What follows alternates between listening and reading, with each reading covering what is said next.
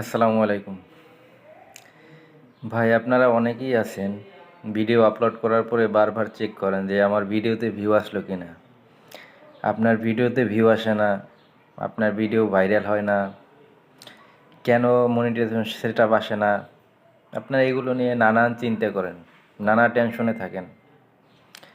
এবং একটা সময় হয় কি, যখন আপনার ভিডিওগুলো ভাইরাল হয় না, ভিডিওগুলো কেউ দেখে না, ফলোয়ার বাড়তেছে না, আপনার একসময় একটা হতাশা আসে আপনার ভিতরে। হতাশা আসলে আপনি কি করেন? আপনি কাজটা ছেড়ে দেন। আর আরেকটা কথা হয়েছে এখানে, যারা ধৈর্য নিয়ে এখানে এই প্ল্যাটফর্মে কাজ করতে পারবে তারাই সফল হতে পারবে। কারণ ফেসবুক এক একজনকে এক এক রকম সেট আপ দিয়ে থাকে। কেউ 2 মাসেও পায়, কেউ 6 মাসেও পায়, কারো বছর লেগে যায়।